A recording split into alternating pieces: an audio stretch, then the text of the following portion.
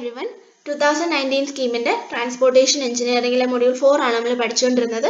Module 4 ഇനി ബാക്കിയുള്ളത് waterways ആണ്, അല്ലെങ്കിൽ ഹാർബർ എഞ്ചിനീയറിംഗ് എന്ന് പറയുന്ന ഈ ഒരു ടോപ്പിക്കാണ് നമ്മൾ ഇന്ന് ഡിസ്കസ് ചെയ്യാൻ പോകുന്നത്.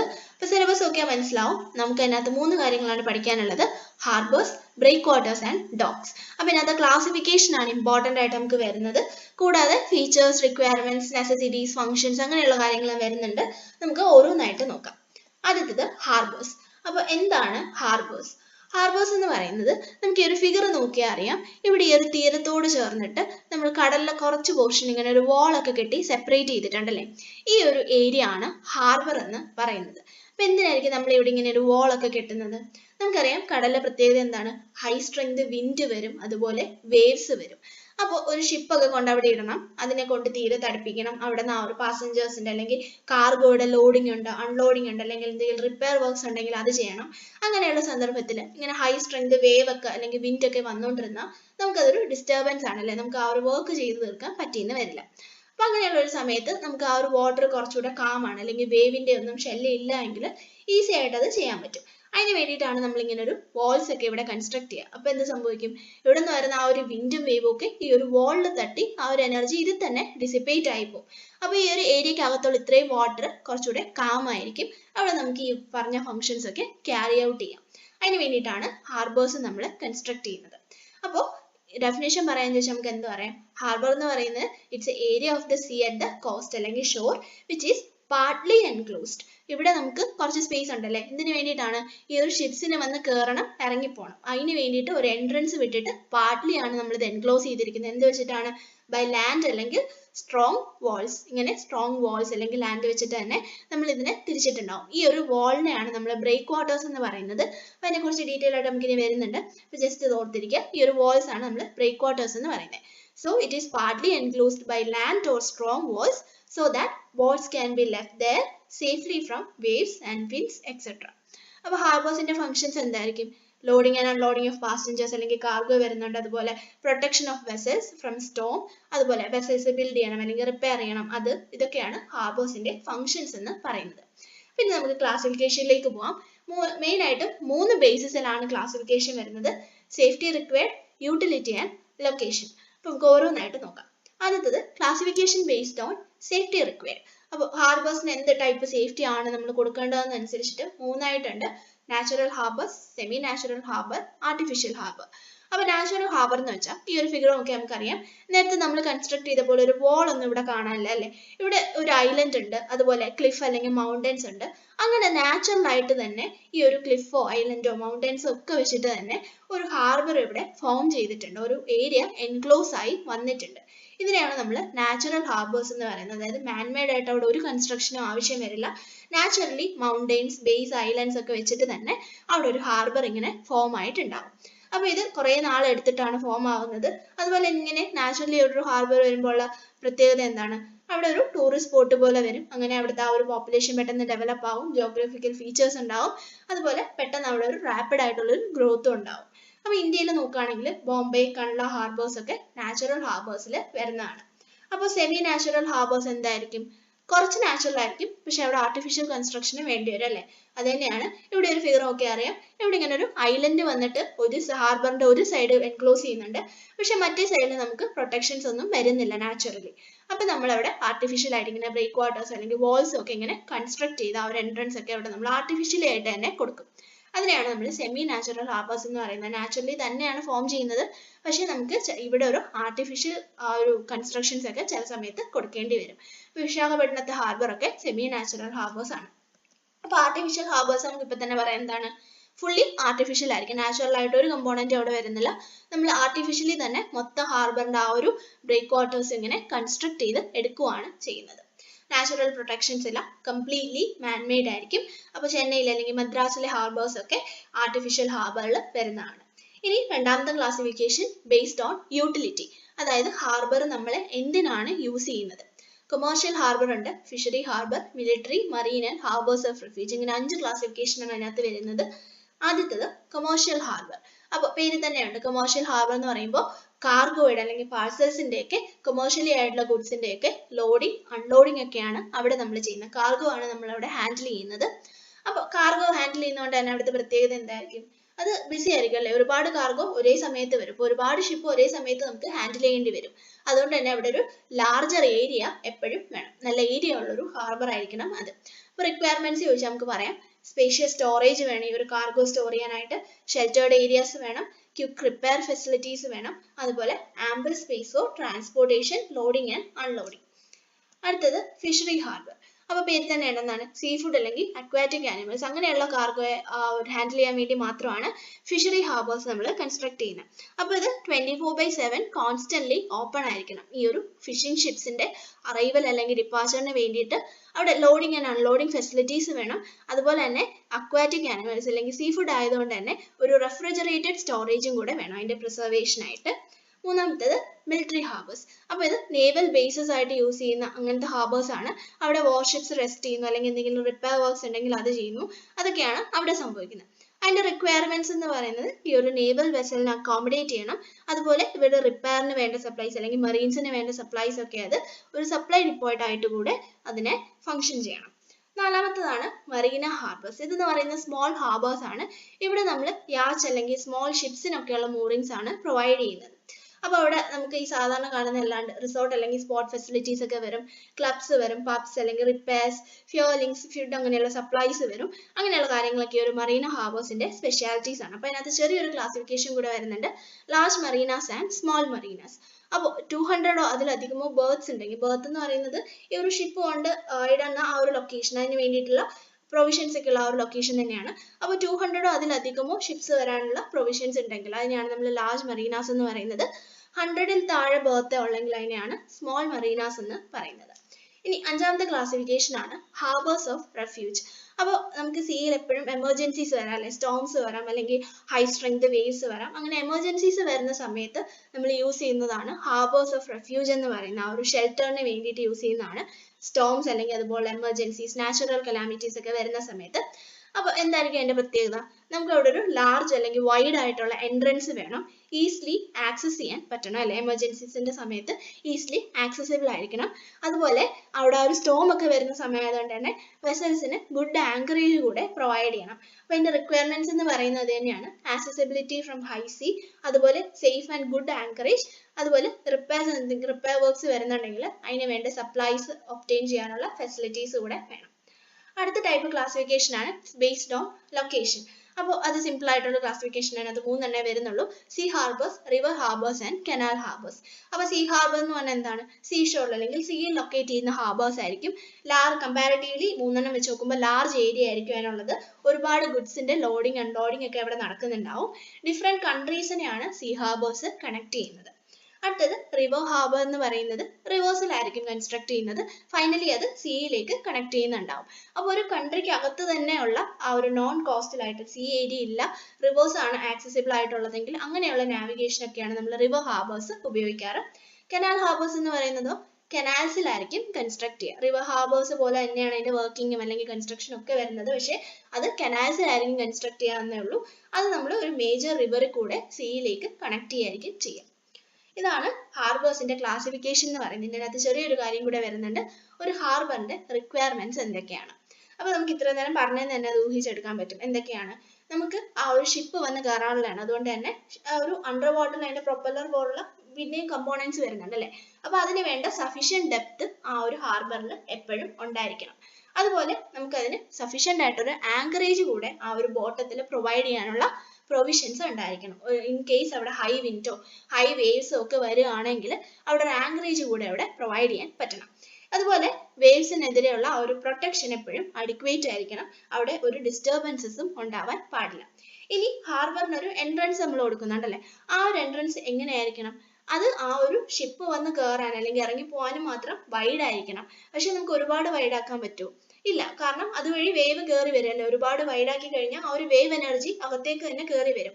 അതുകൊണ്ട് തന്നെ ആവശ്യത്തിന് നാരോ ആയിരിക്കണം ആ ഒരു വേവ് എനർജി റെസിസ്റ്റ് ചെയ്യാൻ വേണ്ടിയിട്ട്, അതുപോലെ തന്നെ ആവശ്യത്തിന് വൈഡും ആയിരിക്കും ഈ ഒരു പാസേജ് ഓഫ് ഷിപ്സിന് വേണ്ടിയിട്ട്. ഇതാണ് ഗുഡ് ഹാർബറിന്റെ റിക്വയർമെന്റ്സ് എന്ന് പറയുന്നത്. അപ്പൊ നമ്മുടെ ആദ്യത്തെ ടോപ്പിക് കഴിഞ്ഞു, നമ്മൾ രണ്ടാമത്തെ ടോപ്പിക്കിലേക്ക് പോവാണ്, ബ്രേക്ക് വാട്ടേഴ്സ്.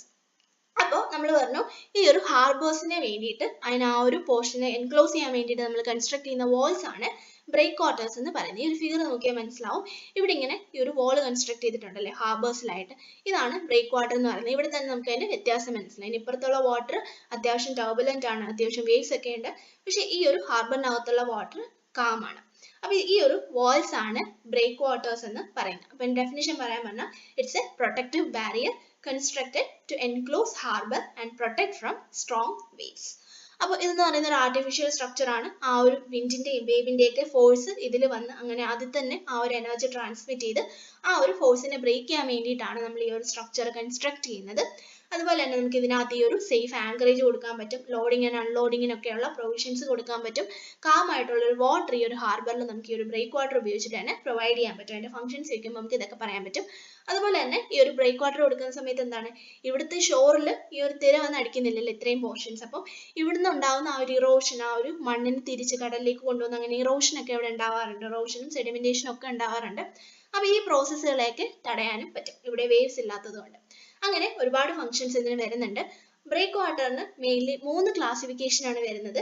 ഹീപ്പ് അല്ലെങ്കിൽ mound break water, composite break water and upright wall break water.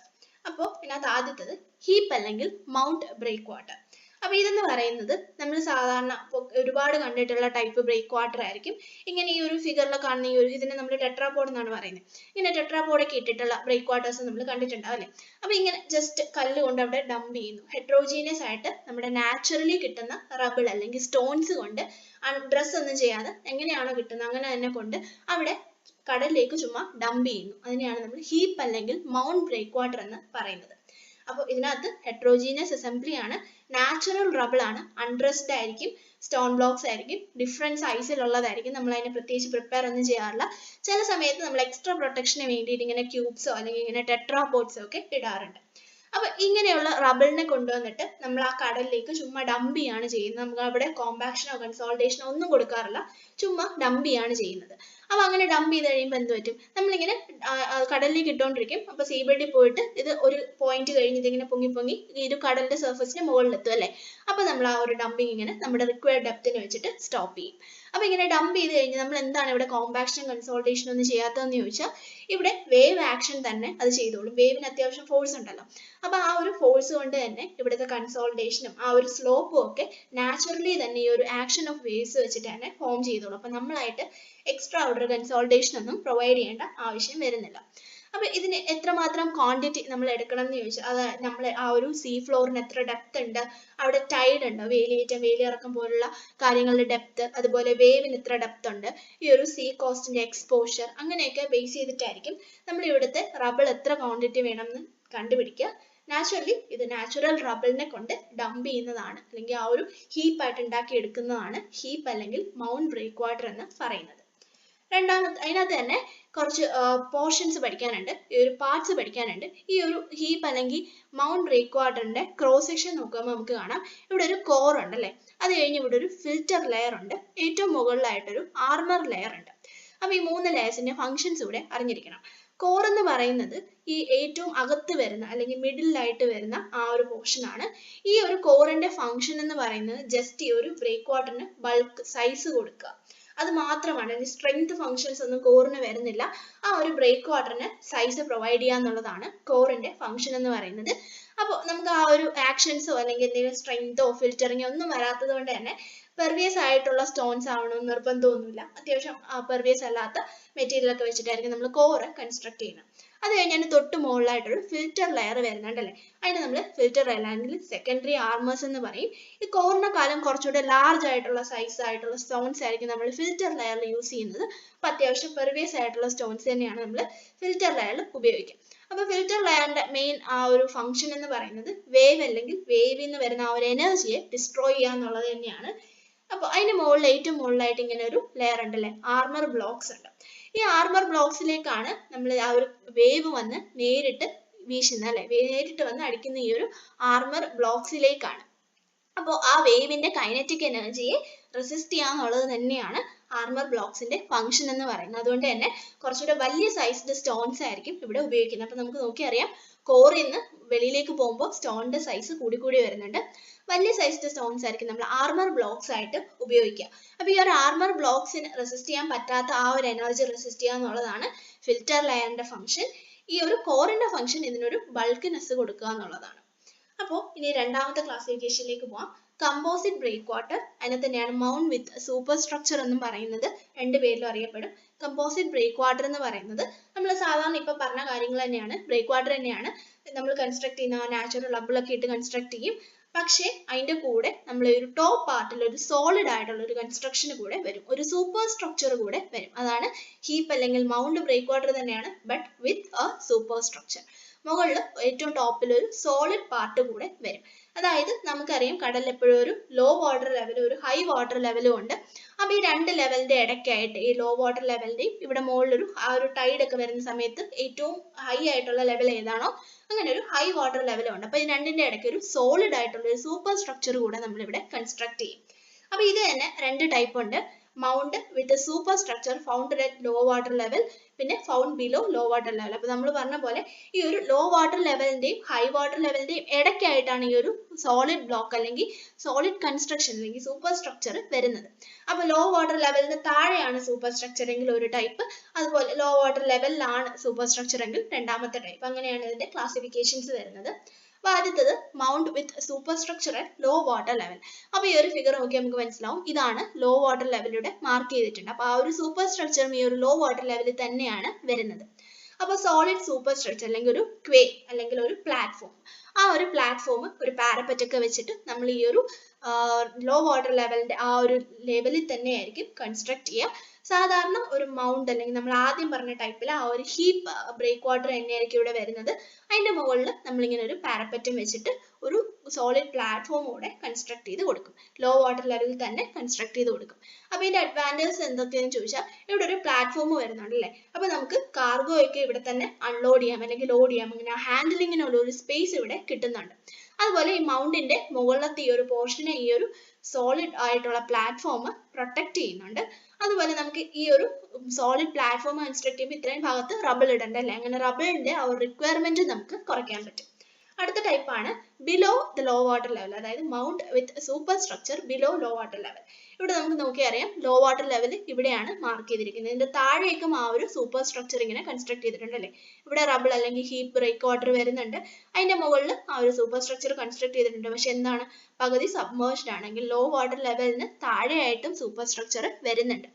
അപ്പൊ എന്താണ് ഇതുകൊണ്ടുള്ള ഗുണം, ലോ വാട്ടർ ലെവലിന് താഴെ വരുന്നു എന്ന് പറഞ്ഞാൽ അവിടെ വേവിന്റെ ആക്ഷൻ ഒക്കെ വളരെ കുറവായിരിക്കും അല്ലെ, സർഫസിലാണ് വേവ്സിന് സ്ട്രെങ്ത് കൂടുന്നത്, അപ്പം ഏറ്റവും താഴെ വേവിന്റെ ആക്ഷൻ ഒക്കെ കുറവായിരിക്കും. അതുകൊണ്ട് തന്നെ നമുക്ക് കുറച്ചുകൂടെ ഒരു പ്രൊട്ടക്ഷൻ ഇവിടെ കൊടുക്കാൻ പറ്റും. അപ്പോൾ നല്ല ഡീപ്പ് ആയിട്ടുള്ള വാട്ടേഴ്സ് ഒക്കെയാണ് ഷോറിന്റെ അവിടെയും നല്ല ഡീപ്പ് ആണെങ്കിൽ സീ ബെഡ് ഒക്കെ ഡീപ്പ് ആണെങ്കിൽ ഈ ഒരു സൂപ്പർ സ്ട്രക്ചർ അല്ലെങ്കിൽ ഈ ഒരു ബ്രേക്ക് വാട്ടർ ടൈപ്പ് ആയിരിക്കും കുറച്ചുകൂടെ എക്കണോമിക്കൽ എന്ന് പറയുന്നത്. മൂന്നാമത്തതാണ് upright wall break water അല്ലെങ്കിൽ vertical wall break water എന്നൊക്കെ പറയുന്നത്. അത് പേര് തന്നെയാണ്, എന്താണ്, ഒരു വെർട്ടിക്കലി ഒരു വലിയ വാൾ നമ്മൾ അങ്ങ് കൺസ്ട്രക്ട് ചെയ്ത് കൊടുക്കും ബ്രേക്ക് വാട്ടർ ആയിട്ട്. ഈ റബിൾ ഒന്നും കൊണ്ടിടാനും നിൽക്കില്ല, ഒരു വാൾ തന്നെ അവിടെ അങ്ങ് കൺസ്ട്രക്ട് ചെയ്ത് ഒരു വേവിനെയൊക്കെ തടഞ്ഞു നിർത്താൻ വേണ്ടിയിട്ട് ഒരു വെർട്ടിക്കൽ വാൾ അല്ലെങ്കിൽ അപ്രൈറ്റ് വാൾ നമ്മൾ കൺസ്ട്രക്ട് ചെയ്ത് കൊടുക്കും. അപ്പോൾ ഇങ്ങനെ ഫൗണ്ടേഷൻ ഒക്കെ വെച്ചിട്ട് നമ്മൾ സാധാരണ ഒരു വാൾ കൺസ്ട്രക്ട് ചെയ്യുന്ന പോലെ ഫൗണ്ടേഷൻ ഒക്കെ നിർത്തി അങ്ങനെ തന്നെയാണ് നമ്മൾ ഈ ഒരു വാൾ കൺസ്ട്രക്ട് ചെയ്ത് കൊടുക്കുക. അപ്പൊ എന്ത് സംഭവിക്കും, ഇവിടെ നിന്ന് വരുന്ന വേവ്സ് ഒക്കെ ഈ ഒരു വാളിൽ തട്ടി ഈ ഒരു വാളിലേക്ക് ആ ഒരു എനർജി ട്രാൻസ്മിറ്റ് ചെയ്തങ്ങ് പൊയ്ക്കോളൂ അല്ലെ. അപ്പൊ ഇതിനകത്ത് നമ്മൾ സ്മോളർ ആയിട്ടുള്ള ചെറിയ യൂണിറ്റ്സ് അല്ലെങ്കിൽ ചെറിയ ബിൽഡിംഗ് മെറ്റീരിയൽസ് വെച്ചിട്ട് ചെയ്യാം, ലാർജർ ആയിട്ടുള്ള സൈസ്ഡ് യൂണിറ്റ്സ് വെച്ചിട്ടും ചെയ്യാം. അപ്പോൾ ഇവിടെ എന്താണ് സംഭവിക്കുന്നത്, ഇവിടെ വരുന്ന ആ ഒരു വേവിന്റെ എനർജി ഇത് റിഫ്ലക്ട് ചെയ്യുന്നു, ഇത് തട്ടി തിരിച്ചു പോകുന്നു അല്ലെങ്കിൽ ഇതിലേക്ക് തന്നെ ട്രാൻസ്മിറ്റ് ചെയ്ത് പോകുന്നു. അങ്ങനെ റിഫ്ലക്ട് ചെയ്യുന്നതുകൊണ്ട് തന്നെ ഇവിടെ സിൽറ്റിംഗ് ഒന്നും ഉണ്ടാവില്ല. സിൽറ്റിംഗ് എന്ന് പറയുന്നത് നമ്മൾ ഇതിനകത്തുള്ള ആ ഒരു സാൻഡ് പാർട്ടിക്കിൾസ് ഒക്കെ വന്ന് അടിയുന്ന ആ ഒരു സെഡിമെന്റേഷൻ പോലുള്ള പ്രോസസ്സ് തന്നെയാണ് സിൽറ്റിംഗ് എന്ന് പറയുന്നത്. പക്ഷെ കുറച്ചുകൂടെ ചെറിയ സൈസ്ഡ് പാർട്ടിക്കിൾസ് ആയിരിക്കുന്നേ ഉള്ളൂ, സിൽറ്റ് ആയിരിക്കും. അപ്പോൾ ആ ഒരു സിൽറ്റിംഗ് ഒക്കെ തടയാൻ വേണ്ടിയിട്ട് നമുക്ക് ഈ ഒരു വെർട്ടിക്കൽ വാൾ ബ്രേക്ക് വാട്ടർ വെച്ചിട്ട് പറ്റും. അതുപോലെ മെറ്റീരിയൽ കുറച്ച് മതി, അതുപോലെ മെയിൻ്റനൻസ് കോസ്റ്റ് കുറവാണ്, റബിളിന്റെ കോസ്റ്റ് ഒക്കെ നമുക്ക് ലാഭിക്കാം. പക്ഷേ കൺസ്ട്രക്ട് ചെയ്ത് എടുക്കാനായിട്ട് കുറച്ച് കോസ്റ്റ്ലി ആണ്, കാരണം ഇവിടെ ഫൗണ്ടേഷൻ ഒക്കെ കൊടുത്ത് സീ ബെഡിനെ ഫൗണ്ടേഷൻ ഒക്കെ കൊടുത്ത് ഇത്രയും പൊക്കത്തിൽ ഈ ഒരു വോളൊക്കെ കൺസ്ട്രക്ട് ചെയ്തുകൊണ്ട് വരാന്ന് പറഞ്ഞത് കുറച്ച് കോസ്റ്റ്ലി ആണ്. പക്ഷേ ഫ്യൂച്ചറിൽ ആ ഒരു മെയിൻ്റനൻസ് കോസ്റ്റും മെറ്റീരിയൽ കോസ്റ്റും ഒക്കെ വളരെ കുറവാണ്. അപ്പൊ ഇതാണ് ബ്രേക്ക് വാട്ടേഴ്സിന്റെ ടൈപ്സ് എന്ന് പറയുന്നത്. ഇനി നമുക്ക് ലാസ്റ്റ് പോർഷനിലേക്ക് പോവാം, ഡോക്സ്. അപ്പോൾ ഡോക്സ് എന്ന് പറയുന്നത് എസെൻഷ്യലി ഒരു ബ്രേക്ക് വാട്ടറിന്റെ ഏതാണ്ട് ഒരു സെയിം സിമിലാരിറ്റി ഒക്കെ വരുന്നുണ്ട്. ഡോക്ക് എന്ന് പറയുന്നത് നമ്മൾ ഈ ഒരു ഷിപ്പ് കൊണ്ട് ബെർത്ത് ചെയ്യാൻ വേണ്ടിയിട്ടുള്ളത് തന്നെയാണ്. പക്ഷെ എന്താണ് സംഭവിക്കുന്നതെന്ന് വെച്ചാൽ നമുക്കറിയാം കടലിൽ ടൈഡ്സ് ഉണ്ടാവും അല്ലെ, അല്ലെങ്കിൽ വേലിയേറ്റം അല്ലെങ്കിൽ വേലിയിറക്കം അങ്ങനെയുള്ള കാര്യങ്ങൾ ഉണ്ടാവും. അപ്പൊ കടലിലെ വാട്ടർ ലെവൽ നമുക്ക് എപ്പോഴും ഒരു കോൺസ്റ്റന്റ് ആയിരിക്കില്ല, ഇങ്ങനെ ഫ്ലക്ച്വേറ്റ് ചെയ്തുകൊണ്ടിരിക്കും. അപ്പൊ ചില സമയത്ത് ഇങ്ങനെ വാട്ടർ ലെവൽ ഒരുപാട് മാറിക്കൊണ്ടിരുന്നാൽ നമുക്ക് ആ ഒരു ഷിപ്പൊക്കെ അവിടെ കീപ്പ് ചെയ്യുന്നത് പ്രശ്നമായിരിക്കും. കാരണം വേലിയേറ്റം വരുമ്പോൾ അത് പൊങ്ങിപ്പോവും, വേലിയിറക്കം വരുമ്പോൾ ആ ഒരു വാട്ടർ ലെവൽ വല്ലാണ്ട് താഴ്ന്നു പോവുകയാണെങ്കിൽ നമുക്ക് അവിടെ അതിനിങ്ങനെ മൂവ് ചെയ്തിടുന്നത് കുറച്ച് പ്രശ്നമായിരിക്കും. അങ്ങനെയുള്ള സമയത്താണ് നമ്മൾ ഡോക്സ് കൺസ്ട്രക്ട് ചെയ്യുന്നത്. ഒരു ഫിഗർ കാണുന്ന പോലെ ഡോക്സ് നമ്മൾ കൺസ്ട്രക്ട് ചെയ്ത് കൊടുക്കുന്നത്. അപ്പൊ ഡോക്കിൽ എപ്പോഴും ഒരു യൂണിഫോം ലെവൽ ഓഫ് വാട്ടർ ആയിരിക്കും. അങ്ങനെ നമുക്ക് ആ ഒരു യൂണിഫോം ലെവലിൽ ഈ ഒരു ഷിപ്പിനെയൊക്കെ ബെർത്ത് ചെയ്തിടാൻ പറ്റും. അങ്ങനെ ലോഡിങ്ങും അൺലോഡിങ്ങും ഒക്കെ കുറച്ചുകൂടെ ഈസി ആവും. ഒരു ടൈഡൽ ചേഞ്ചസ് വരുന്ന സമയത്താണ് നമ്മൾ മെയിൻലി ഡോക്സ് പ്രിഫർ ചെയ്യുക. അപ്പൊ ഇതിന് രണ്ട് ടൈപ്പ് ഉണ്ട്, വെറ്റ് ഡോക്കും ഉണ്ട്, ഡ്രൈ ഡോക്കും ഉണ്ട്. അപ്പൊ ഇതിന്റെ പേര് തന്നെ ഉണ്ടല്ലേ, ഇത് വെറ്റ് ആയിരിക്കും, ഇത് ഡ്രൈ ആയിരിക്കും. അപ്പൊ എന്തിനാണ് നമ്മൾ വെറ്റ് അല്ലെങ്കിൽ ഡ്രൈ കൊടുക്കുന്നതെന്ന് ഇനി നോക്കാം. ആദ്യത്തേത് വെറ്റ് ഡോക്ക്. വെറ്റ് ഡോക്ക് എന്ന് പറയുമ്പോൾ നമ്മൾ ഈ പറഞ്ഞ പോലെ തന്നെ ആ ഒരു ലോഡിങ് അൺലോഡിങ് ഓഫ് കാർഗോ അല്ലെങ്കിൽ പാസഞ്ചേഴ്സിനൊക്കെ വേണ്ടിയിട്ട് ഒരു വെസലിനെ കൊണ്ട് ബെർത്ത് ചെയ്തിടുക. അത് തന്നെയാണ് വെറ്റ് ഡോക്കിന്റെ ഫംഗ്ഷൻ എന്ന് പറയുന്നത്. ഇതിന് രണ്ട് ക്ലാസിഫിക്കേഷൻസ് ഉണ്ട്. ഒന്ന് wet dock in tidal basins, അതായത് നമ്മൾ ലോ ടൈഡ് ഉള്ള സമയത്ത്, അതായത് വേലിയിറക്കമുള്ള സമയത്ത്, വാട്ടർ ലെവൽ കുറയുന്ന സമയത്താണ് ഈ ഒരു ടൈഡൽ ബേസിൻസിലുള്ള വെറ്റ് ഡോക്സിന്റെ യൂസ് വരുന്നത്. അപ്പോൾ ലോ ടൈഡ് ആണ് സംഭവിക്കുന്നത്, വാട്ടർ ലെവൽ വല്ലാണ്ട് കുറഞ്ഞു, അപ്പൊ ഷിപ്പിന് അവിടെ കൊണ്ട് ഗ്രൗണ്ട് ചെയ്തിടാൻ പറ്റുന്നില്ല. അങ്ങനെയുള്ള സമയത്ത് നമ്മൾ ഈ ഒരു ടൈഡൽ ബേസിലുള്ള വെറ്റ് ഡോക്കിലേക്ക് ഇതിനെ കൊണ്ട് മൂവ് ചെയ്തിടും അല്ലെങ്കിൽ ആങ്കർ ചെയ്ത് ഇടും. അപ്പൊ ഇതിന്റെ അഡ്വാൻറ്റേജ് എന്ന് പറയുന്നത് കുറച്ചുകൂടെ സ്പീഡി ആണ്. അതുപോലെ ഇവിടേക്ക് ആ ഒരു ഷിപ്പിന്റെ അറൈവലിനെ ഡിപ്പാർച്ചറിനെ ഒന്നും റെസ്ട്രിക്ട് ചെയ്തിട്ടില്ല. പക്ഷേ ഇവിടെ പ്രശ്നം എന്ന് പറഞ്ഞാൽ നമ്മൾ ലോ ടൈഡ് അല്ലെങ്കിൽ വെള്ളം ഒരുപാട് കുറഞ്ഞു പോയാൽ മാത്രമേ ഈ ഒരു ഡോക്ക് നമുക്ക് ഉപയോഗിക്കാൻ പറ്റുള്ളൂ. ഹൈ ടൈഡ് ആണ്, വേലിയേറ്റമാണ് ഉണ്ടാവുന്നത്, വെള്ളത്തിന്റെ ലെവൽ വല്ലാണ്ട് കൂടി നിൽക്കുകയാണെങ്കിൽ നമുക്ക് ഈ ഒരു ടൈഡൽ ബേസിനിലെ വെറ്റ് ഡോക്ക് ഉപയോഗിക്കാൻ പറ്റില്ല. അപ്പൊ ഈ ഒരു ലോഡിങ് ആൻഡ് അൺലോഡിങ്ങിനെ അത് അഫക്റ്റ് ചെയ്യുന്നുണ്ട്. അതുപോലെ തന്നെ ഈ ഒരു വാട്ടർ ലെവൽ വല്ലാണ്ട് കൂടിയെന്ന് അല്ലെങ്കിൽ ഇങ്ങനെ ഒരു ഫ്ലക്ച്വേഷൻ ഉണ്ടാവുമ്പോൾ ഈ ഒരു ഷിപ്പിന് എന്ത് പറ്റും, അതിങ്ങനെ ആടുമല്ലേ, ഒലയും അവിടുന്ന്. അങ്ങനെ ഈ ഒരു ഷിപ്പിന്റെ സൈഡും ഈ ഒരു ബെർത്തിന്റെ സൈഡും കൂടെ റബ്ബ് ചെയ്ത് അവിടെ ഡാമേജ് ഒക്കെ ഉണ്ടാവാനുള്ള ചാൻസസ് ഉണ്ട്. അപ്പൊ ലോ ടൈഡ്സിൽ മാത്രമാണ് ടൈഡൽ ബേസിൻസിലെ വെറ്റ് ഡോക്സ് നമുക്ക് ഉപയോഗിക്കാൻ പറ്റുന്നത്. രണ്ടാമതാണ് wet docks in enclosed basin. അപ്പൊ എൻക്ലോസ്ഡ് ബേസിൻ എന്ന് പറയുമ്പോൾ എന്തായിരിക്കും, നമ്മൾ ഹൈ ടൈഡ്സിന് വേണ്ടിയിട്ടാണ് ചെയ്യുന്നത്. അതായത് വെള്ളത്തിന്റെ ലെവൽ വല്ലാണ്ട് കൂടുന്നു, ഒരു വേലിയേറ്റം ഉണ്ടാവുന്നു, വെള്ളത്തിന്റെ ലെവൽ വല്ലാണ്ട് കൂടി വരികയാണെങ്കിൽ അങ്ങനെയുള്ള ഒരു സമയത്ത് നമ്മൾ ഈ ഒരു ബേസിനെ അങ്ങ് അടയ്ക്കും, അല്ലെങ്കിൽ എൻക്ലോസ്ഡ് ആയിട്ടുള്ള ഒരു ബേസിൻ നമ്മൾ ക്രിയേറ്റ് ചെയ്യും. അപ്പൊ എന്ത് സംഭവിക്കും, വെളിയിൽ വെള്ളം കൂടിയാലും അകത്തെ വെള്ളം കറക്റ്റ് ഒരു യൂണിഫോം ലെവലിലായിരിക്കും അല്ലേ. അപ്പൊ നമുക്ക് അവിടെ ഒരു ഫ്ലക്ച്വേഷൻസും ഉണ്ടാവാതെ തന്നെ ഈ ഒരു ഹൈ ടൈഡിന്റെ സമയത്തൊക്കെ നമുക്ക് അതിനെ പ്രൊട്ടക്ട് ചെയ്യാൻ പറ്റും. അതാണ് എൻക്ലോസ്ഡ് ബേസിൻ എന്ന് പറയുന്നത്. അപ്പോൾ ഓർത്തിരിക്കുക, ടൈഡൽ ബേസിൻ ആണെങ്കിൽ ലോ ടൈഡിന് വേണ്ടിയിട്ടാണ്, എൻക്ലോസ്ഡ് ആണെങ്കിൽ വെള്ളം കൂടുന്ന സമയത്ത്, അതായത് ഹൈ ടൈഡിന്റെ സമയത്താണ് നമ്മളത് യൂസ് ചെയ്യുക. അപ്പൊ ഇതിന്റെ അഡ്വാൻറ്റേജസ് എന്ന് പറഞ്ഞാൽ uniform level of water keep ചെയ്യാൻ പറ്റുന്നുണ്ട്. അതുപോലെ നമ്മൾ നേരത്തെ പറഞ്ഞ ആ ഒരു ഷിപ്പും ബെർത്തും തമ്മിലുള്ള ആ ഒരു ഒരയുന്ന ആ ഒരു റബ്ബിങ് എന്ന് നമുക്ക് തടയാൻ പറ്റുന്നുണ്ട്. അതുപോലെ സ്റ്റോംസ് ഉണ്ടാവുന്നുണ്ട്, അല്ലെങ്കിൽ ഒരുപാട് വേവ് ഒക്കെ വരുന്നുണ്ടെങ്കിലും എൻക്ലോസ്ഡ് ആയതുകൊണ്ട് തന്നെ ഫുള്ളി ഇത് ഇങ്ങനെ അടച്ചിട്ടേക്കാണ്. അപ്പോൾ ഇതൊരിക്കലും ഈ ഒരു ഡോക്കിനെ എഫക്ട് ചെയ്യുന്നില്ല. നമ്മൾ ഹാർബർ ഒക്കെ പറഞ്ഞപ്പോൾ അവിടെ ഒരു പാർഷ്യൽ എൻക്ലോസ്മെന്റ് ആയിരുന്നു അല്ലെ, ഇത് ഫുള്ളി അടച്ചിട്ടിരിക്കുകയാണ്, ഗേറ്റും ലോക്ക് വെച്ചിട്ട് അടച്ചിട്ടിരിക്കുകയാണ്. അപ്പോൾ ഇതൊരിക്കലും ഇവിടുത്തെ ഈ ഒരു വാട്ടർ ലെവൽ അല്ലെങ്കിൽ വേവിന്റെ ഫ്ലക്ച്വേഷൻ ഒന്നും ഇവിടെ എഫക്ട് ചെയ്യില്ല. പക്ഷെ എന്താണ്, നമ്മൾ ഈ പറഞ്ഞ പോലെ ലോക്കും ഗേറ്റും ഒക്കെ വെച്ച് അടച്ചിട്ടിരിക്കുകയാണ് അല്ലെ. അപ്പൊ ആ ലോക്കിനും ഗേറ്റിനും കൂടെ നമ്മൾ കോസ്റ്റ് ഉണ്ടാവുന്നുണ്ട്. അപ്പൊ കോസ്റ്റ്ലി ആണ് ഈ ഒരു അറേഞ്ച്മെന്റ് എന്ന് പറയുന്നത്. ബട്ട് സ്റ്റിൽ ഹൈ ടൈഡിന്റെ സമയത്തൊക്കെ നമുക്ക് കോംപ്രമൈസ് ചെയ്യാൻ പറ്റാത്ത ടൈം ആയതുകൊണ്ട് നമ്മൾ ഈ ഒരു വെറ്റ് ഡോക്സ് ഇൻ എൻക്ലോസ്ഡ് ബേസിനാണ് പ്രിഫർ ചെയ്യുക. അപ്പോൾ ഇനി അടുത്തുള്ളത് ഡ്രൈ ഡോക്സ് ആണ്. അപ്പൊ എന്തായിരിക്കും ഡ്രൈ ഡോക്സ്? നമ്മൾ വെറ്റ് ഡോക്സ് എന്ന് പറയുന്നത് ഈ ഒരു ഷിപ്പ് വന്ന് ഈ ഒരു കാർഗോ ഒക്കെ ലോഡ് ചെയ്യുക അൺലോഡ് ചെയ്യുക എന്നിട്ട് തിരിച്ചു പോകുക, അതിന് വേണ്ടിയിട്ടാണല്ലേ. പക്ഷെ ഇൻ കേസ് ഈ ഷിപ്പിന് എന്തെങ്കിലും റിപ്പയറിംഗ് വർക്ക് ഉണ്ട്, അപ്പൊ നമുക്ക് വെള്ളത്തിൽ തന്നെ ഇതിനിങ്ങനെ ഇട്ടിട്ട് റിപ്പയർ ചെയ്യാൻ പറ്റില്ല, അല്ലെങ്കിൽ ഇതിന്റെ അടിയിലൊക്കെയാണ് റിപ്പയർ വർക്ക്സ് എങ്കിൽ വെള്ളത്തിൽ തന്നെ ഇട്ടിട്ട് റിപ്പയർ ചെയ്യുന്ന കുറച്ച് ബുദ്ധിമുട്ടാണ്. അതുകൊണ്ട് തന്നെ നമ്മൾ ഇതിനെ ഒരു ഡ്രൈ ആയിട്ടുള്ള ഏരിയയിലേക്ക് കൊണ്ടിട്ട് റിപ്പയർ ചെയ്യും. അപ്പൊ മെയിൻലി റിപ്പയറിങ്ങിന് വേണ്ടി മാത്രം നമ്മൾ ഉപയോഗിക്കുന്നതാണ് ഡ്രൈ ഡോക്സ് എന്ന് പറയുന്നത്. ഇവിടെ നമുക്ക് കാണാൻ പറ്റില്ല, ഡ്രൈ ആയിട്ടുള്ള ഒരു ഏരിയ ആണ്, അവിടെ കൊണ്ടിട്ട് റിപ്പയർ ചെയ്യുന്നു. കടലിൽ തന്നെയാണ് ഡ്രൈ ആയിട്ട് എടുക്കുന്നു എന്നേ ഉള്ളൂ. അപ്പൊ ഇതിനെ നമുക്ക് നാലായിട്ട് ക്ലാസിഫൈ ചെയ്യാം: graving dry docks, floating dry docks, marine railway dock and lift dry docks. അപ്പൊ ആദ്യത്തത് ഗ്രേവിംഗ് ഡ്രൈ ഡോക്സ്. നമ്മൾ സാധാരണ ഡ്രൈ ഡോക്ക് എന്ന് പറഞ്ഞാലും ഇത് തന്നെയാണ് ഉദ്ദേശിക്കുന്നത്, ഗ്രേവിംഗ് ഡ്രൈ ഡോക്സ് ആണ്. ഇത് ജനറൽ ഫോം ആണ്. ഗ്രേവിംഗ് ഡ്രൈ ഡോക്സ് എന്ന് പറയുമ്പോഴേക്കും ഇതൊരു ലോങ് ആയിട്ടുള്ള നീളമുള്ള ഒരു ചേംബർ ആണ്. ഇവിടെ നമുക്ക് നോക്കിയാൽ ഇങ്ങനെ സൈഡ് വാൾസ് ഉണ്ട്. ഇവിടെ വന്നിട്ട് ഒരു സെമി സർക്കുലർ ഷേപ്പിൽ ഒരു എൻഡ് വാൾ ഉണ്ട്, ഒരു ഫ്ലോർ ഉണ്ട്. ഇതാണ് ഇതിന്റെ കമ്പോണൻസ് എന്ന് പറയുന്നത്. ഇവിടുത്തെ ഓപ്പൺ എൻഡിൽ എന്തുണ്ട്, ഒരു ഗേറ്റ് ഉണ്ട്, എൻക്ലോസ്ഡ് ആണിത്, ഒരു ഗേറ്റ് ഉണ്ട്. ഈ ഒരു ഗേറ്റ് തുറന്നിട്ടാണ് ഇതിനകത്തേക്കുള്ള എൻട്രൻസ് ആയിട്ട് നമ്മൾ അതിനെ യൂസ് ചെയ്യുന്നത്. ഇതിന്റെ ഫ്ലോർ എന്ന് പറയുന്ന കോൺക്രീറ്റ് ആണ്. അതുപോലെ ഇതിന് സൈഡ് ഡ്രെയിൻസ് ഒക്കെ ഉണ്ട്. അപ്പൊ ഇതിനകത്ത് എന്തെങ്കിലും വെള്ളം വരുന്നുണ്ടെങ്കിൽ ഒഴുക്കി വിടാനായിട്ട് ഇവിടെ ഇങ്ങനെ സൈഡ് ഡ്രെയിൻസ്, അവിടെ ഇങ്ങനെ പമ്പിങ് എക്യുപ്മെന്റും ഒക്കെ ഉണ്ട്. ഇതാണ് ഇതിന്റെ ജനറൽ ഒരു കൺസ്ട്രക്ഷൻ എന്ന് പറയുന്നത്. ഇതിനകത്തേക്ക് നമ്മൾ ഷിപ്പിനെ കൊണ്ട് കയറ്റുന്നു, എന്തെങ്കിലും റിപ്പയർ ഉണ്ടെങ്കിൽ ചെയ്യുന്നു, ഇറങ്ങിപ്പോകുന്നു. ഇതാണ് ഗ്രേവിംഗ് ഡ്രൈ ഡോക്സ് എന്ന് പറയുന്നത്. രണ്ടാമത്തത് ഫ്ലോട്ടിംഗ് ഡ്രൈ ഡോക്ക്. അപ്പൊ ഇതെന്തായിരിക്കും, ഫ്ലോട്ട് ചെയ്യുന്നതായിരിക്കും അല്ലെ. ഇതെന്ന് പറയുന്ന ഒരു ഫ്ലോട്ട് ചെയ്യുന്ന ഒരു വെസല് പോലുള്ള അല്ലെങ്കിൽ ഒരു സർഫസ് പ്ലാറ്റ്ഫോം പോലുള്ള ഒരു സ്ട്രക്ചർ ആണ്. ഇതിനെ നമ്മൾ ആദ്യം വെള്ളത്തിലേക്ക് മുക്കിയിടും, ഒരു ഡെപ്തിൽ ഇതിനെ സബ്മേർജ് ചെയ്തിടും. എന്നിട്ട് വെസല് കറക്റ്റ് ആയിട്ട് ഈ ഒരു സീ കൂടെ വന്ന് വെള്ളത്തിൽ തന്നെ ഈ ഒരു കറക്റ്റ് ഈ ഒരു പ്ലാറ്റ്ഫോമിന്റെ അല്ലെങ്കിൽ ആ ഒരു വെസലിന്റെ മുകളിലായിട്ട് ഇത് മുങ്ങിക്കിടക്കുകയാണല്ലോ. അപ്പൊ ഇതിന്റെ മുകളിലായിട്ട് കറക്റ്റ് ആയിട്ട് കൊണ്ടുവന്ന് അലൈൻ ചെയ്യിക്കും. എന്നിട്ട് ഈ താഴ്ത്തി ഇട്ടിരിക്കുന്ന ആ ഒരു ഫ്ലോട്ടിംഗ് വെസൽ അല്ലെങ്കിൽ ആ ഒരു സ്ട്രക്ചറിനെ നമ്മൾ പൊക്കും. അപ്പൊ പൊക്കുമ്പോൾ എന്ത് സംഭവിക്കും, ഇത് വെള്ളത്തിൽ നിന്ന് പൊങ്ങി വന്നിട്ട് ഈ ഒരു ഷിപ്പിനെയും കൊണ്ട് അത് പൊങ്ങി കിടക്കും അല്ലെ, ഫ്ലോട്ട് ചെയ്ത് കിടക്കും. അങ്ങനെ നമുക്ക് ഡ്രൈ ആയിട്ടുള്ള ഒരു സർഫസ് കിട്ടും. അതാണ് ഫ്ലോട്ടിംഗ് ഡ്രൈ ഡോക്ക് എന്ന് പറയുന്നത്. അപ്പോൾ ഇതിനെ നമുക്ക് എങ്ങനെ ഡിഫൈൻ ചെയ്യാം, ഇതെന്ന് പറയുന്ന ഒരു ഫ്ലോട്ടിംഗ് വെസൽ ആണ് that can lift up a ship out of water and retain it above water by its buoyancy. അല്ലെങ്കിൽ buoyancy ഉപയോഗിച്ചത് ഇങ്ങനെ ഫ്ലോട്ട് ചെയ്ത് കിടക്കുന്ന ഒരു ഫ്ലോട്ടിംഗ് വെസൽ ആണ്.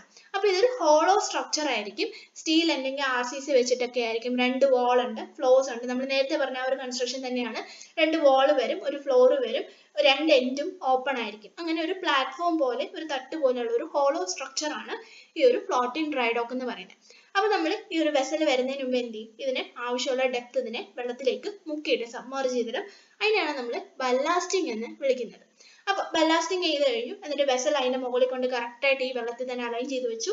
എന്നിട്ട് ഈ ഒരു ഡോക്കിനെ നമ്മൾ പൊക്കി കൊടുക്കുന്നു. അതിനെ നമ്മൾ അൺബല്ലാസ്റ്റിംഗ് എന്ന് പറയും. അപ്പൊ ആ ഒരു ഡോക്കിനെ വെസൽ ഉൾപ്പെടെ അങ്ങ് പൊക്കുകയാണ്. അങ്ങനെ പൊക്കുമ്പോഴത്തേക്ക് എന്ത് ചെയ്യും, ഇത് വന്ന് ഫ്ലോട്ട് ചെയ്ത് കിടക്കും. എന്നിട്ട് അതിനകത്ത് എന്തെങ്കിലും ഇൻ കേസ് വാട്ടർ ഉണ്ടെങ്കിൽ അതൊക്കെ നമ്മൾ പമ്പ് ചെയ്ത് കളയും. അതിന് നമുക്കൊരു ഡ്രൈ ഡോക്ക് കിട്ടും. ഇതാണ് ഫ്ലോട്ടിംഗ് ഡ്രൈ ഡോക്ക്, അതിന്റെ വർക്കിംഗ് എന്ന് പറയുന്നത്. മൂന്നാമത്തത് മറീൻ റെയിൽവേ ഡോക്ക്. അപ്പൊ ഇതൊന്നുമില്ല, നമ്മൾ നേരത്തെ പറഞ്ഞ ഡ്രൈ ഡോക്സ് തന്നെയാണ്. പക്ഷേ ഷിപ്പ് വന്ന് ഈ ഒരു ഡോക്കിനകത്തേക്ക് കയറുന്ന ഒരു റെയിൽവേ കൂടെയാണ്. അപ്പൊ ഈ ഒരു ഫിഗർ നോക്കിയാൽ അറിയാം, ഇവിടെ ഇങ്ങനെ കുറച്ച് സ്ലീപ്പേഴ്സ് ഒക്കെ കാണുന്നുണ്ടല്ലേ. ഒരു റെയിൽവേ ഉണ്ട്. അപ്പോൾ ഷിപ്പ് ഇങ്ങനെ കടലിൽ നിന്ന് വന്ന് ഈ ഒരു റെയിൽവേയുടെ ഇവിടുത്തെ ഈ ഒരു സ്റ്റാർട്ടിങ്ങിൽ ഇവിടെ കാണുന്ന പോലെ സ്റ്റാർട്ടിങ് വന്ന് കയറും. എന്നിട്ട് നമ്മൾ ഇവിടെ നിന്ന് അതിനെ ഫോഴ്സ് കൊടുത്ത് ഈ ഒരു ഡോക്കിലേക്ക് ഇങ്ങനെ തള്ളിക്കൊണ്ടുപോകും. ഇതാണ് മറീൻ റെയിൽവേ ഡോക്ക് എന്ന് പറയുന്നത്. അപ്പൊ നമുക്കറിയാം, ഒരു ചരിവിലാണല്ലേ ഇതിരിക്കുന്നത്. ഒരു ഇൻക്ലൈൻഡ് റെയിൽവേ ആണ് ഇവിടെ കൊടുത്തിരിക്കുന്നത്. ഷോറിൽ നിന്ന് വാട്ടറിലേക്ക് അല്ലെങ്കിൽ ഫോർ ഷോറിലേക്ക് എക്സ്റ്റെൻഡ് ചെയ്യുന്ന ഒരു ഇൻക്ലൈൻഡ് റെയിൽവേ ആണ് ഇവിടെ വരുന്നത്. ഈ ഒരു റെയിൽവേ ട്രാക്കിലേക്ക് നമ്മൾ ആ ഒരു ഷിപ്പ് കടലിൽ നിന്ന് ഇങ്ങനെ കയറും. എന്നിട്ട് നമ്മൾ ഇതിങ്ങനെ ഫോഴ്സ് കൊടുത്ത് ഇവിടേക്ക് തള്ളിക്കൊണ്ടുവരും. അപ്പോൾ ഇതിനകത്ത് രണ്ട് മെയിൻ പാർട്സ് വരുന്നുണ്ട്, ഒന്ന് ക്രാഡിൽ, രണ്ട് ട്രാക്ക്. അപ്പൊ ഇവിടെ നോക്കിയാൽ ഇവിടെ ഇങ്ങനെ ക്രാഡിൽ മാർക്ക് ചെയ്തിട്ടുണ്ടല്ലേ. ക്രാഡിൽ എന്ന് പറയുന്നത് ഈ തൊട്ടിൽ എന്നൊക്കെ പറയുന്ന ആ ഒരു സാധനം തന്നെയാണ്. ഇവിടെ നമ്മൾ ഉപയോഗിക്കുന്ന ക്രാഡിൽ, എന്തുകൊണ്ടാണ് നമ്മൾ അതിനെ ക്രാഡിൽ എന്ന് വിളിക്കുന്നതെന്ന് ചോദിച്ചാൽ, അതിന് ടു ആൻഡ് ഫ്രോ മൂവ് ചെയ്യാൻ പറ്റും. അല്ലെങ്കിൽ അതിനെ റോളേഴ്സ് ആണ് നമ്മൾ അവിടെ കൊടുക്കുന്നത്. അപ്പോൾ അയൺ അല്ലെങ്കിൽ അങ്ങനെയുള്ള സ്റ്റീലോ അങ്ങനെയുള്ള കാര്യങ്ങൾ വെച്ചിട്ടായിരിക്കും നമ്മൾ ഈ ഒരു റോളേഴ്സ് കൊടുക്കുന്നത്. ഈ ഒരു ഇൻക്ലൈൻഡ് ടാക്സിൽ ഇവിടെ ആയിട്ട് ഇങ്ങനെ റോളേഴ്സ് കൊടുത്തിട്ടുണ്ടാവും. ഇതിന് ക്രാഡിൽ പോലെ ടു ആൻഡ് ഫ്രോ മൂവ് ചെയ്യാൻ പറ്റും അല്ലെ, റോളേഴ്സ് ആണ്. അപ്പോൾ ഈ ഒരു ഷിപ്പ് കൊണ്ടുവന്ന് ആ ഒരു ക്രാഡിലിന്റെ പുറത്തേക്ക് കയറ്റും. എന്നിട്ട് നമ്മൾ ഫോഴ്സ് കൊടുക്കുമ്പോൾ എന്ത് പറ്റും, ഇവിടെ ഇങ്ങനെ റോളേഴ്സ് ഉള്ളതുകൊണ്ട് തന്നെ ഈസി ആയിട്ട് ആ ഒരു ഇൻക്ലൈൻഡ് ട്രാക്കിൽ കൂടെ മുകളിലേക്ക് മൂവ് ചെയ്ത് പോകാൻ പറ്റും. അതാണ് ക്രാഡിലിന്റെ യൂസ് എന്ന് പറയുന്നത്. ഇത് ആ റോളേഴ്സ് ആയിട്ട് ആണ് നമ്മൾ വെക്കുന്നത്. ആ ഒരു അയൺ ട്രാക്സിൽ നമ്മൾ ഇതിനെ ഇൻസ്റ്റാൾ ചെയ്ത് വെക്കും. ഇനി രണ്ടാമത്തെ പാർട്ട് ട്രാക്ക്. ട്രാക്ക് എന്ന് പറയുമ്പോൾ നമ്മൾ ഈ റോളേഴ്സ് ഇരിക്കുന്ന ആ ഒരു ട്രാക്ക് തന്നെയാണ്. ഹെവി ആയിട്ടുള്ള റെയിൽ സെക്ഷൻസ് ആണ് നമ്മൾ ഉപയോഗിക്കുന്നത്. സ്ലീപ്പേഴ്സ് ഉണ്ടാവും, ഇവിടെ കാണുന്ന പോലെ ലോങ്റ്റിറ്റ്യൂഡിനൽ സ്ലീപ്പേഴ്സ് പ്രൊവൈഡ് ചെയ്തിട്ടുണ്ടാവും. ഒരു ഇൻക്ലിനേഷനിലാണ് നമ്മൾ അത് എപ്പോഴും കൊടുക്കുക.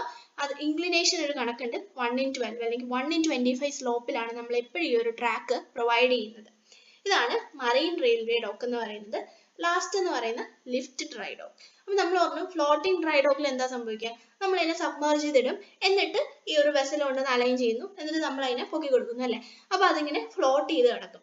ഇനി അത് ഫ്ലോട്ട് ചെയ്ത് കിടക്കല്ല, നമ്മൾ കുറച്ചും കൂടെ പൊക്കി ഇതിനെ ഇങ്ങനെ ലിഫ്റ്റ് ചെയ്തിടുകയാണ് അല്ലെങ്കിൽ തൂക്കിയിടുകയാണ്. അതിനെയാണ് നമ്മൾ ലിഫ്റ്റ് ഡ്രൈ ഡോക്ക് എന്ന് പറയുന്നത്. അപ്പൊ ഇവിടെ എന്താണ്, നമുക്ക് സെപ്പറേറ്റ് ആയിട്ട് ഒരു ഡോക്ക് ഒരു ഏരിയ ഒന്നും കൺസ്ട്രക്ട് ചെയ്യേണ്ടി വരുന്നില്ല അല്ലേ. അപ്പൊ ആ കോസ്റ്റ് ഒക്കെ കുറവാണ്. ഇവിടെ നമ്മൾ നേരത്തെ പറഞ്ഞ പോലെ ഒരു പ്ലാറ്റ്ഫോമിൽ ഇങ്ങനെ സബ്മർജ് ചെയ്തിടും. വെസൽ വന്ന് കറക്റ്റ് ആയിട്ട് ഇവിടെ ഒരു പ്ലാറ്റ്ഫോം ഇങ്ങനെ സബ്മർജ് ചെയ്തിട്ടുണ്ട്. വെസൽ വന്ന് ഇതിന്റെ മുകളിലേക്ക് അലൈൻ ചെയ്യുന്നു. എന്നിട്ട് ഇതിനെ നമ്മൾ അങ്ങ് പൊക്കി കൊടുക്കുന്നു. നമ്മൾ ഹൈഡ്രോളിക് പവർ ഒക്കെ ഉപയോഗിച്ചിട്ടാണ്, കാരണം വെള്ളത്തിലാണല്ലോ, അപ്പോൾ വെള്ളത്തിന്റെ പവർ തന്നെ ഡിറൈവ് ചെയ്യാം. അങ്ങനെ ഹൈഡ്രോളിക് പവർ ഒക്കെ ഉപയോഗിച്ചിട്ടാണ്, ഈ ഒരു സിലിണ്ടേഴ്സ് ഒക്കെ ഉപയോഗിച്ചിട്ടാണ് നമ്മൾ ഇതിനെ പൊക്കി കൊടുക്കുന്നത്. അങ്ങനെ പൊക്കി കൊടുത്തിട്ട് ഈ ഒരു ഇതിനെ കുറച്ചും കൂടെ ഹൈറ്റിലേക്ക് നമ്മൾ ലിഫ്റ്റ് ചെയ്ത് കൊടുക്കും. അങ്ങനെ ഇവിടെ നമുക്ക് ആ ഒരു ഡ്രൈ ഡോക്ക് എസ്റ്റാബ്ലിഷ് ചെയ്യാം. നമുക്ക് എന്തെങ്കിലും റിപ്പയർസ് ആണെങ്കിൽ അവിടെ തന്നെ ചെയ്യാൻ പറ്റും. ഇങ്ങനെയാണ് ലിഫ്റ്റ് ഡ്രൈ ഡോക്ക് വർക്ക് ചെയ്യുന്നത്. അപ്പോൾ ഇതാണ് ഡോക്സിന്റെ ക്ലാസിഫിക്കേഷൻ എന്ന് പറയുന്നത്. ഇത്രയേ ഉള്ളൂ നമ്മുടെ ഈ ഒരു മൊഡ്യൂളിനകത്ത്. അപ്പോൾ താങ്ക് യു സോ മച്ച്.